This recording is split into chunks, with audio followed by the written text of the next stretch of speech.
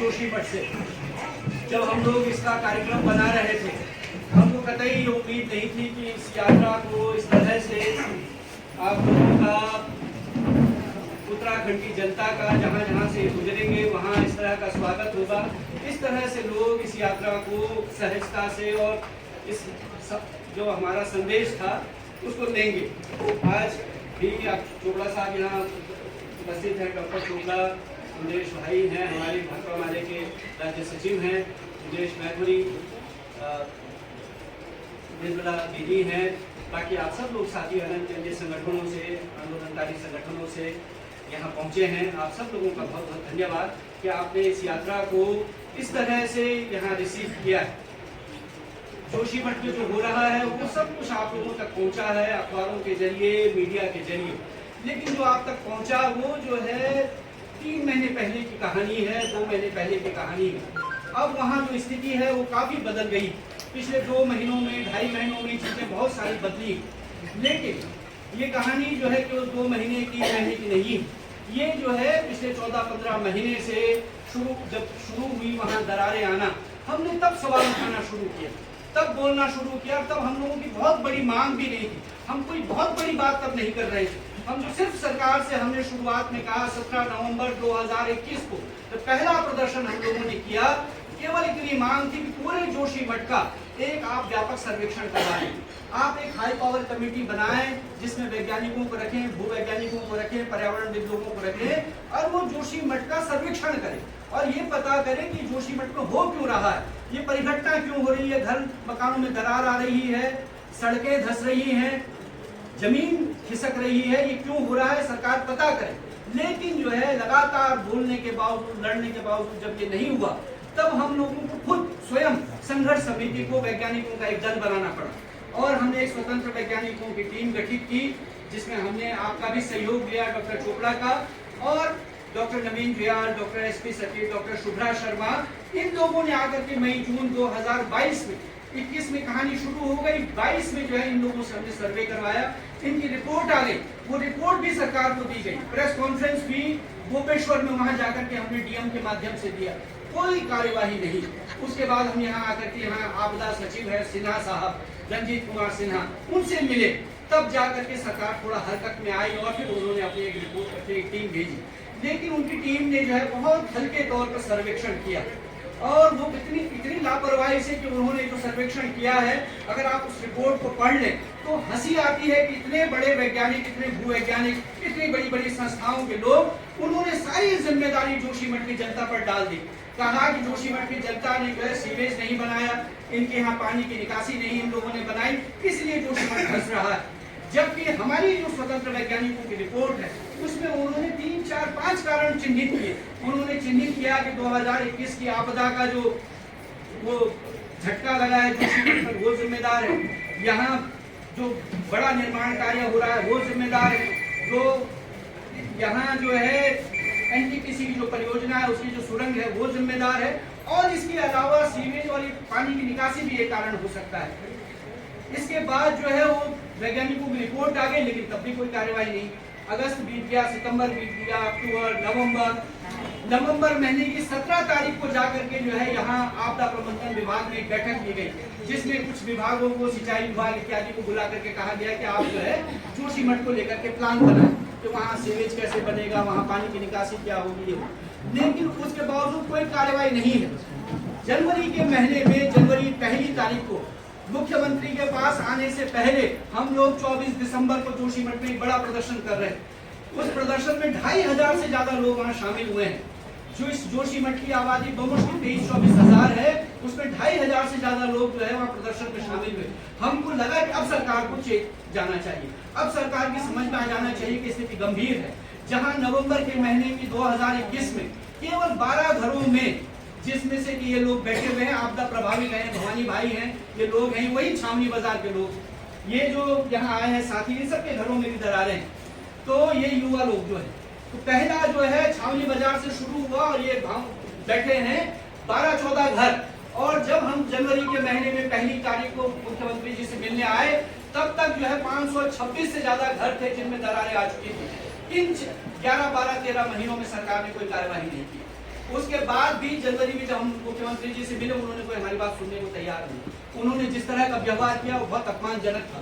हम इतनी दूर से चल कर के आए, वो 5 मिनट हमको सुनने को तैयार नहीं थे। इससे हमको थोड़ा सा दिक्कत हुई। हमने यहाँ प्रेस कॉन्फ्रेंस की गोपेश्वर में। ये अपमानजनक था कि लोग इतनी दूर से आए और आप सुनने को भी तैयार नहीं। यहाँ से जाने के बाद 3 तारीख को हम लोग पहुंचे हैं जोशीमठ। 4 को बैठक हुई है। 4 की 3 बजे दोपहर में हमने घोषणा की कि हम जो है एक मशाल जुलूस निकालेंगे। आप लोग विश्वास नहीं करेंगे, केवल 1 घंटे के नोटिस पर 1800 से ज्यादा लोग मशाले लेकर के, हमने कोई मशाल नहीं बनाई। स्वयं महिलाएं, स्वयं बच्चे, स्वयं युवा अपनी मशाले लेकर, सब लोग हैं यहाँ, सुबेदार मेजर साहब बैठे हमारे आंदोलन के साथी हैं, सब लोग स्वयं सड़क पर आ गए। ये जो स्वतः स्फूर्तता थी, ये इसलिए थी क्योंकि जो है लोग पीड़ित थे, लोग परेशान थे, लोगों के घर मकान चले गए और लोगों के सामने कोई विकल्प नहीं। लोग जो है ठंड की रात खुले आसमान में बिता रहे थे। फोटो आपने देखा होगा, 2 होटलों के बाहर जो है लोग ठंड की रात बाहर बिता रहे। इसके बावजूद सरकार नहीं चली। 5 तारीख जनवरी को जब चक्का जाम हुआ, बाजार बंद किया गया, आंदोलन उग्र हो गया, तब जाकर के 5 तारीख जनवरी को 8 घंटे के जाम के बाद प्रशासन थोड़ा हरकत में आया और हमसे उन्होंने एक समझौता किया।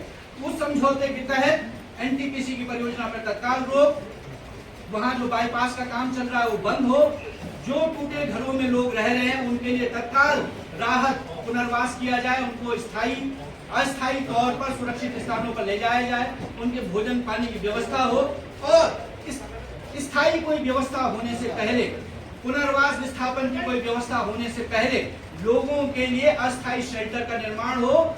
सरकार ने हमको लिखित दिया है कि हम जो है जल्द से जल्दी 4000 प्री फैब्रिकेटेड हट बनाएंगे 5 जनवरी 2023 को। और आज तक जब हम यहाँ बैठे हैं 14 मार्च को, एक भी प्री फैब्रिकेटेड हट तैयार नहीं हुआ। 15 बनाने की घोषणा हो रही है। हमारा जिले का डीएम रोज वहां जाता है हर हफ्ते में, और फोटो आपने देखा होगा ट्विटर फेसबुक पर वो डालते हैं कि बोल मछली में, वो हम खेलते थे कि बोल मेरी मछली कितना पानी टाइट, कि आज इतना पानी है, इतना पानी, इतना बन गया, इतना बन गया। एक भी फैब्रिकेटेड हट अभी तक बनी नहीं है। तो ये सरकार की कार्यवाही आंदोलन के दबाव में जरूर ये हुआ है कि हम लोगों ने कहा था कि वहां जिसका घर मकान टूट गया है उसको आप सीपीडब्ल्यूडी के रेट पर जो है घर मकान का पैसा दे। वो जरूर हुआ है, लेकिन उसमें भी अभी तक लोगों की भूमि का तय नहीं हुआ कि लोगों की भूमि का क्या मूल्य होगा।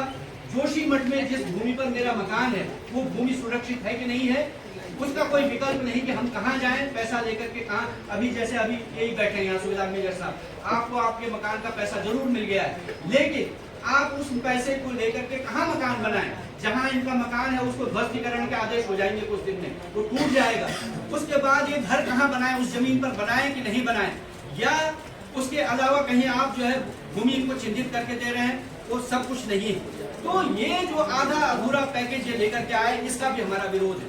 आज के दिन पर जो वहाँ लड़ाई चल रही है, आज हमारे वहाँ जो धरना है उसका 69वां दिन है, उसकी मांग ये है कि पूरे जोशीमठ को आपदा प्रभावित आप घोषित करें। आप जो है ये जो आपकी रिपोर्ट है 8 संस्थाओं ने, एनजीआरआई से लेके जीएसआई, वाडिया इंस्टीट्यूट, सीबीआरआई और तमाम भारत की संस्थाओं ने जो वहां सर्वे किया है, सर्वेक्षण किया है, इसरो इत्यादि में, आप इस रिपोर्ट को सार्वजनिक करें। आप बताएं लोगों को कि उस रिपोर्ट में क्या है, जोशीमठ सुरक्षित है अथवा नहीं है। बद्रीनाथ की यात्रा शुरू होने वाली है, उस यात्रा से पहले आप सार्वजनिक करें वो रिपोर्ट, क्योंकि लाखों लोग बद्रीनाथ आएंगे और जोशीमठ के रास्ते जाएंगे। जून के 15 तारीख के बाद बारिश होने वाली है।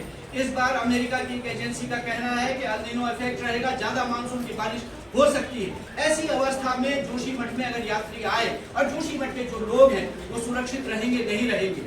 किसी भूकंप, अभी देखिए लगातार उत्तरकाशी में एक ही रात में 5 बार भूकंप आया, उसके दूसरे दिन फिर भूकंप आया। टर्की में इतना बड़ा भूकंप आया है। यहाँ सारे वैज्ञानिकों का कहना है कि उत्तराखंड में बड़े भूकंप की संभावना है, क्योंकि धरती के नीचे जो है ऊर्जा बच रही संरक्षित हुई। तो ये जो सारी चीजें हैं, ये सारी आशंकाएं जोशीमठ के लोगों के पास है, और सरकार जो है इस पे बहुत देर में, बहुत कम और लगातार आंदोलन के बावजूद जब ये हालत, तब ये जो यात्रा निकली है वो इसलिए भी हम लोगों का निकालने का मकसद था कि केवल जोशीमठ का ये सवाल नहीं है, पूरे पहाड़ में आप देखिए धारचूला से लेकर उत्तरकाशी तक जहाँ जहाँ यह अनियंत्रित विकास, विनाशकारी मॉडल विकास का खड़ा हो रहा है, वहाँ वहाँ इसी तरह की स्थितियां बन रही हैं। धारचूला में भूस्खलन है, उत्तरकाशी में है, यहाँ जहाँ रेलवे की परियोजना की सुरंग बन रही है, वहाँ रुद्रप्रयाग में बरोड़ा गांव धंस रहा है, देवप्रयाग की ये हालत है, और सारे पहाड़ में जो है इस विकास के ये वाले असरात दिखने लगे। और केवल उत्तराखंड में नहीं, बल्कि पूरे ही हिमालयी रीजन में, पूरे ही हिमालयी क्षेत्र में इसी तरह का विकास हो रहा है और उस विकास के परिणाम दिखाई देने लगे। तब इस यात्रा का मकसद था जोशीमठ के बहाने, क्योंकि इस विकास पर सवाल उठने लगा है, ये बात सतह पर आ गई है, तो जोशीमठ के बहाने इस पर बातचीत हो, लोगों में जनमत बने और सरकारों को इस बात के लिए मजबूर किया जाए कि सरकारें जो नीतियां बना रही हैं, इन नीतियों से इतर हम यहाँ बैठे हैं जहाँ शहीद स्मारक स्थल पर, हम उसी उत्तराखंड आंदोलन से निकले हुए लोग हैं। हमने कभी नहीं कहा कि पानी हमारे पानी का, हमारे जंगल का, हमारे संसाधनों का उपयोग नहीं होना चाहिए। हम तो थे उस लड़ाई में और लगातार ये बहस गई, लेकिन किस तरह के विकास की यहाँ जरूरत है? जन केंद्रित विकास की, छोटी पनबिजली परियोजनाओं की। हमारे यहाँ जो संसाधन है वो जो है जन केंद्रित, उनका लोगों के केंद्र में रख करके लोगों के लिए उसका उपयोग हो, ये वहाँ जरूरत थी। लेकिन उसके बजाय हम देख रहे हैं कि जिन लोगों ने जान गंवा ली इस राज्य के लिए, अपने शहादतें दे दी, उनके सपनों के बजाय सारी सरकारों का ध्यान केवल शराब पर और खनन पर है, उसके अलावा कोई चीज नहीं हो रही। चाहे वो रोजगार का सवाल हो, तो हम देख रहे हैं कि वे देहरादून में बेरोजगार लोग लाठी खा रहे हैं और वहां हम लोग जो है अपने घर जमीन से, मकानों से उजाड़े जा रहे हैं। पूरा अभी हम लोग कुछ देर पहले जब यात्रा कर रहे थे तो यहाँ जो है लोग उपस्थित है, पिंडर घाटी समिति वाले, उन्होंने हमारा स्वागत किया। वहां भी मैंने कहा कि आप लोग जो है पिंडर से, कर्णप्रयाग से, जोशीमठ से, चमोली से, टिहरी से, उत्तरकाशी से यहाँ पलायन करके आ गए। लेकिन इसके बावजूद वहाँ ठीक है, स्थितियाँ खराब थी, वहाँ पढ़ाई की सुविधा नहीं, वहाँ स्वास्थ्य की सुविधा नहीं, वहाँ शिक्षा नहीं, और पिछले 22 साल में तो और भी कुछ जो भी था वो भी चला गया। पहले डॉक्टर मिलते थे जोशीमठ में, लेकिन आज वो भी नहीं मिलते हैं। हमारा जो है जोशीमठ का अस्पताल रेफर सेंटर, श्रीनगर का मेडिकल कॉलेज रेफर सेंटर, तो हम केवल एक रेफर से दूसरे रेफर होते हुए किसी तरह जिंदा बच जा करके अगर यहाँ पहुंच जाते हैं तो यहाँ इलाज मिलता है। लेकिन इसके बावजूद कि वहाँ ऐसी दुरूह परिस्थितियों में रहते हैं, वहाँ ऐसी विषम भौगोलिक स्थितियों में हम रहते हैं, उसके बावजूद लोग वहाँ रुके हुए हैं, टिके हुए हैं। लेकिन उसके लिए फिर ये जो विनाशकारी परियोजनाएं हैं, इन लोगों को धकेलने के लिए यहाँ फिर से मजबूर कर रही है पलायन के लिए। अभी पलायन आयोग की हम रिपोर्ट पढ़ रहे हैं, इसमें जिस तरह की बात आ रही है कि सैकड़ों लोग जो है पर साल जो है यहाँ पलायन हो रहा है। तो एक तरफ ये रिपोर्ट है, एक तरफ हमारा जीवन है, और इस सब में विकास कि किस तरह का विकास हो, इस पर बहस ये चले, ये इस यात्रा का हमारा मकसद था। और जोशीमठ में जो तबाही आई है वो लोगों तक उसका बात जाए, क्योंकि नेशनल मीडिया ने उसको दिखाना बंद कर दिया है।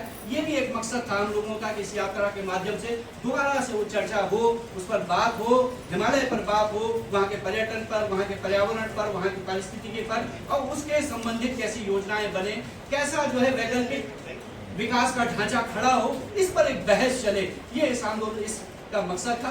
बाकी वहाँ हमारा आंदोलन जो चल रहा है, उसकी जो मांगे हैं वो सब स्पष्ट हैं। और आज विधानसभा का सत्र है, तो कल से चल रहा है, तो इसीलिए हम लोगों ने कल वहाँ मशाल जुलूस भी निकाला था कि ताकि सरकार का ध्यान उस तरफ जाए, वहाँ बातचीत हो विधानसभा में, जोशीमठ को लेकर के बात हो, उत्तराखंड को लेकर के बात हो, पहाड़ी क्षेत्रों में पूरा पहाड़ जो है इन विकास की योजनाओं के चलते हमारे यहाँ अभी जो है, ये देखिए मैं देख रहे हैं आप ढूंढार के लोग बैठे हुए, ये इन लोगों के यहाँ जो है, हमारे यहाँ से जहाँ इसने जिक्र किया अभी सचिन ने, फूलों की घाटी, उस फूलों की घाटी के ऊपर हेमकुंड एक जगह है जहाँ सिख लोग जाते हैं, वो 16,000 फीट की ऊंचाई पर आप जो वहाँ हेलीपैड बना रहे हैं, क्या जरूरत है उसकी? मैंने लिखा उसके बारे में, हमने बोला उसके बारे में, लेकिन कोई कार्यवाही। पूरा वो जो है 16,000 फीट पर, जहाँ वैज्ञानिकों का कहना है कि जहाँ ग्लेशियर रिसीड कर रहे हैं, जहाँ ग्लेशियर पीछे चला गया, यही अध्ययन हेमकुंड के बारे में आया, और वहीं जाकर के आप हेलीपैड बना रहे हैं। परसों को ही मुझे आप ही के गांव का ये झूंडार से एक साथी आए बुजुर्ग, उन्होंने कहा कि सती जी आपने उस समय उसके बारे में लिखा,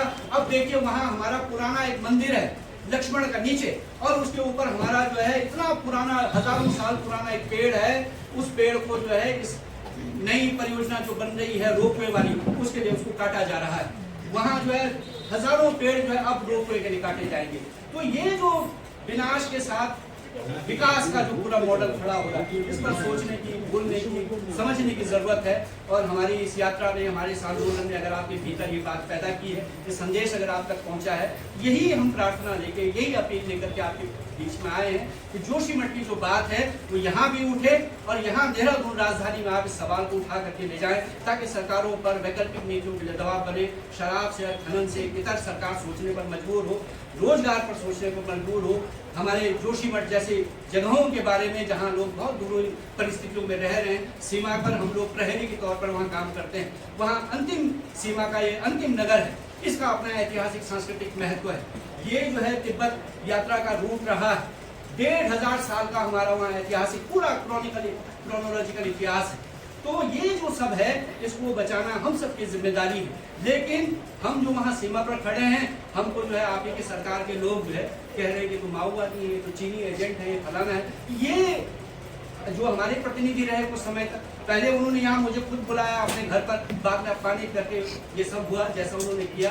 तो ये जो चीज़ें हैं, इस पर भी बात होने की जरूरत है। भले लोगों ने उसको, पूरे उत्तराखंड में लोगों ने उसको गलत उसके तौर पर लिया, सबने उनकी मजम्मत की है।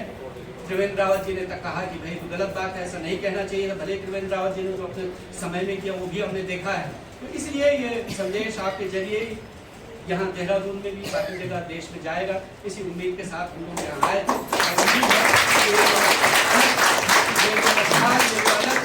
बच्चों ने जगाई है, युवाओं ने जगाई है, निश्चित तौर पर इसका फल मिलेगा। ये हमारी यात्रा, इनकी यात्रा सफल होगी। वो सफलता तभी है जब ये मैसेज जो है आगे तक जाए। धन्यवाद। जिंदाबाद।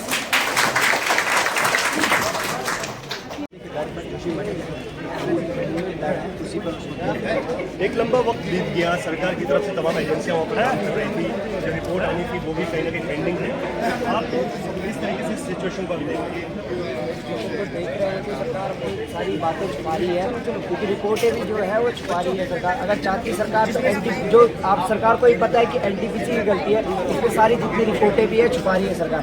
तो हम ये चाहते हैं सबसे पहले तो जो आपदा आ रही है इसका पता करें, या आपदा आई कैसे, क्योंकि हम सबको लगता है कि एनटीपीसी के सुरंग से लगी हुई है, तो हम एनटीपीसी को दोषी मान रहे हैं। या तो सरकार हमें बता दे आपदा कैसी आई है। तो आप लोग के परिवारों की अगर बात की जाए तो आप लोगों को कितना नुकसान हुआ है?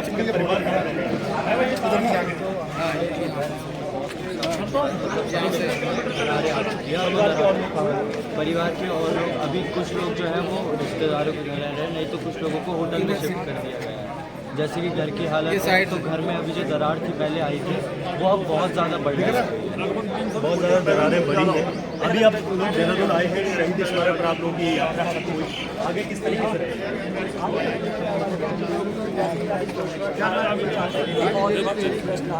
अब जैसे कार्यालय